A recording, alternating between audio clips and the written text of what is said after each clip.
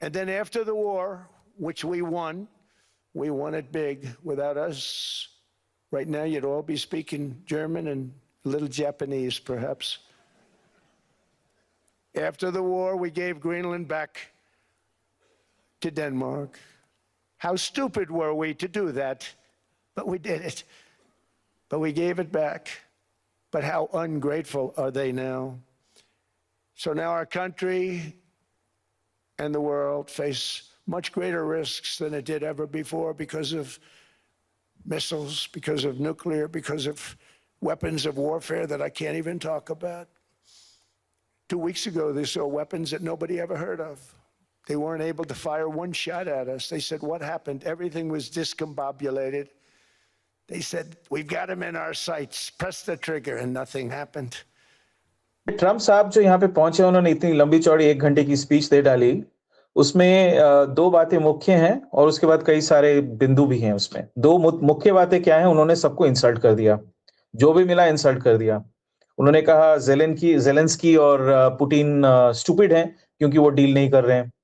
उन्होंने मैक्रोन को फिर से, जो फ्रांस के राष्ट्रपति हैं, उनको फिर से उन्होंने तोहमत लगाई, कहा कि वो मेरे पास भीख मांगते हुए आए थे कि टैरिफ मत बढ़ाओ, हम ड्रग प्राइसेस कम कर देंगे।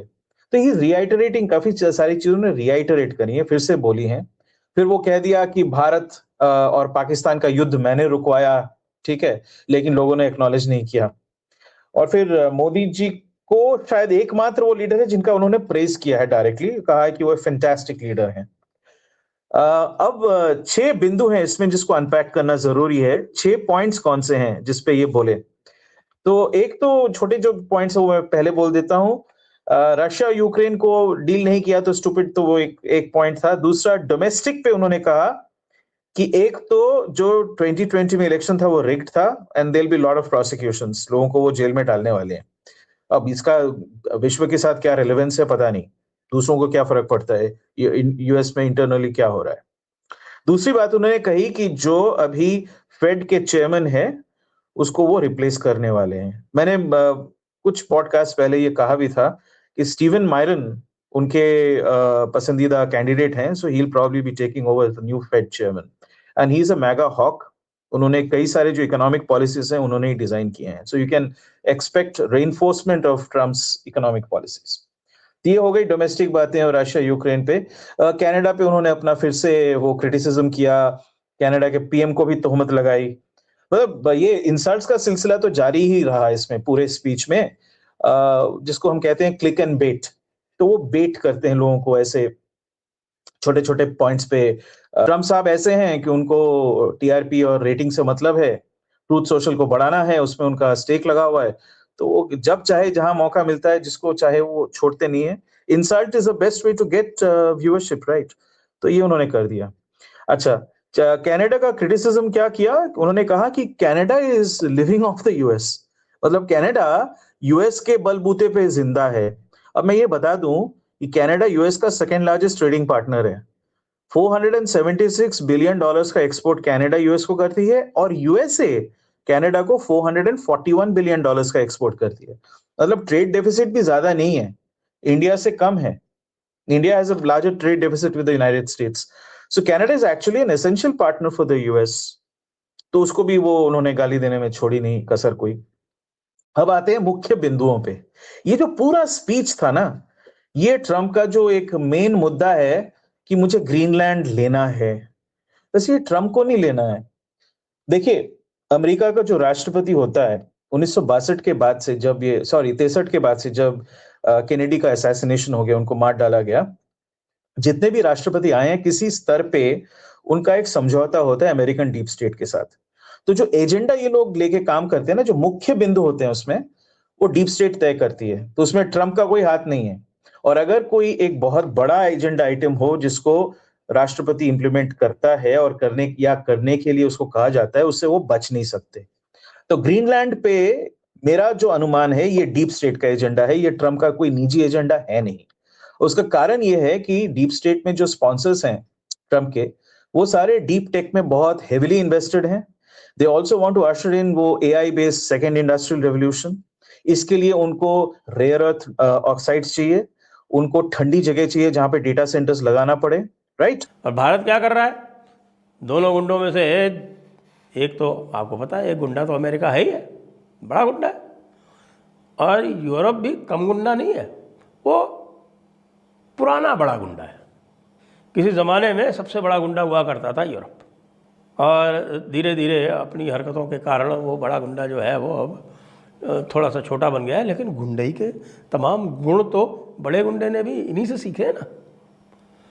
आज तो पुतिन ने अपनी एड्रेस में, जो डावोस में उसने एड्रेस दी, उसमें तो सीधे सीधे बोल ही दिया कि भाई यूरोप ने दुनिया भर के कॉन्क्वेस्ट किए हैं, दुनिया भर के इन्होंने देशों पर आक्रमण किया है और देशों को अपना गुलाम बनाया है, तो अब हम ग्रीनलैंड को अपना कॉन्क्वेस्ट करेंगे। उसमें क्या बात हुई? यानी कि वो जो उपनिवेशवाद की भाषा जिसको यूएन चार्टर के माध्यम से ये प्रयास किया गया था, इन्हीं लोगों द्वारा प्रयास किया गया था कि भाई ये वर्ल्ड वॉर हो गया, बहुत गड़बड़ हो गई है, दूसरे लोगों को अपने साथ लाना है, दूसरे लोगों को उल्लू बनाना है, तो उसके लिए एक यूएन चार्टर बनाया गया। यूएन चार्टर में अपने हिसाब से सारे के सारी सेटिंग की गई, और वो बात अलग है कि वो यूएन चार्टर जो है वो लेफ्टिस्ट ने कैप्चर कर लिया और उसकी वजह से दूसरों को परेशानी हो गई। उन्होंने बाकियों को फांसने के लिए कुछ वो सस्टेनेबिलिटी गोल्स भी बना दिए, इत्यादि इत्यादि, सारा काम किया उन्होंने।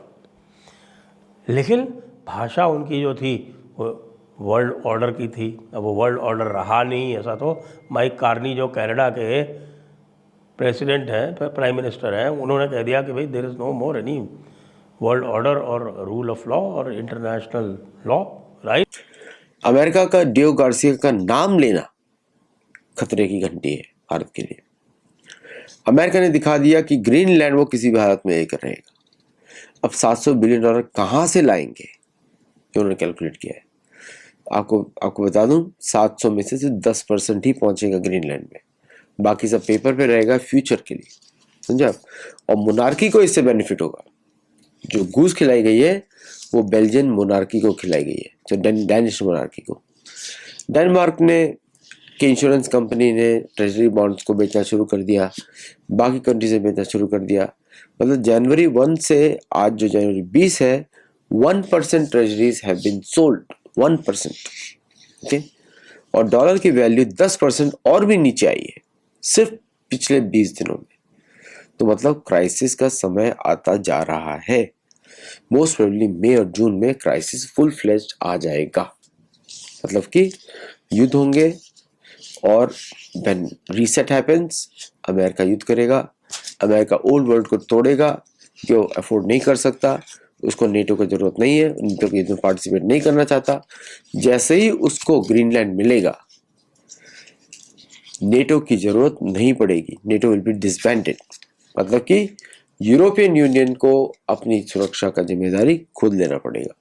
किसके साथ सुरक्षा उनको करनी है? ना रशिया अटैक कर रहा है, मतलब यूरोपियन यूनियन को बोलना पड़ेगा कि भाई हमारा कोई दुश्मन है ही नहीं, हम ही लोग दुनिया के सबसे बड़े दुश्मन हैं, राइट। यही होने वाला है। अब मैं आपको तीसरी बात बताता हूँ जो हो रहा है, कि अमेरिका ने पूरी तरह से ठाना हुआ है कि ईरान के ऊपर वो युद्ध करके रहेगा। जो अभी जो आपको दिख रहा है कुछ एक्शंस नहीं है, वो अब शुरू होने वाले हैं।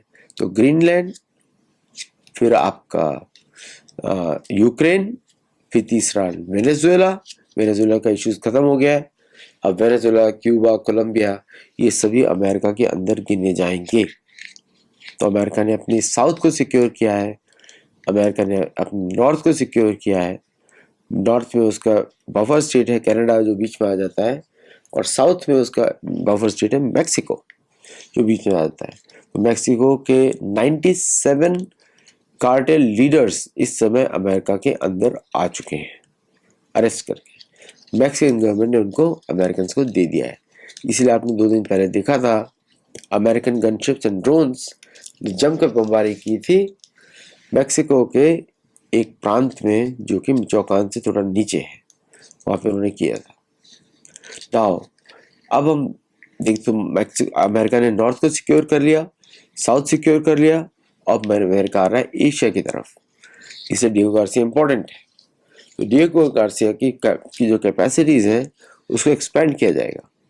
ताकि वो सुएज कैनाल से लेकर मलाक्का स्ट्रेट तक अमेरिका खुद ही अपनी निगरानी रखेगा। राष्ट्रपति डोनाल्ड ट्रंप बुधवार को दावोस में हो रहे वर्ल्ड इकोनॉमिक फोरम में पहुंचे, जहां उन्होंने ग्रीनलैंड, टैरिफ, नाटो और यूरोप समेत कई मुद्दों पर बात की। ट्रंप ने ग्रीनलैंड पर जोर देते हुए कहा कि यह अमेरिका का होना चाहिए क्योंकि वह रणनीतिक रूप से बहुत महत्वपूर्ण है। उन्होंने साफ कहा कि मिलिट्री फोर्स का इस्तेमाल नहीं करेंगे, लेकिन बातचीत तुरंत होनी चाहिए। अगर ग्रीनलैंड के बारे में ना कहा तो उसको याद रखा जाएगा और ये बात विवादित भी है। कहीं ना कहीं ये ट्रंप की धमकी भी लग रही है। ट्रंप ने अमेरिका की अर्थव्यवस्था पर बात भी की कि अमेरिका दुनिया का सबसे मजबूत अर्थव्यवस्था है, बाकी दुनिया इसका अनुसरण करती है। वही महंगाई कम हुई है और आर्थिक वृद्धि भी अच्छी हुई है।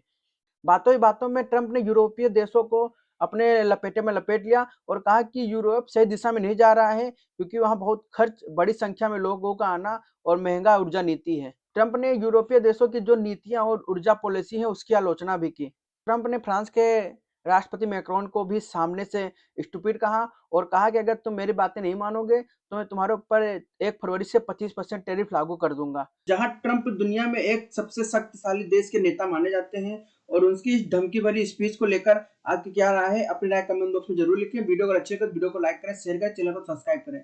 जय हिंद, जय भारत।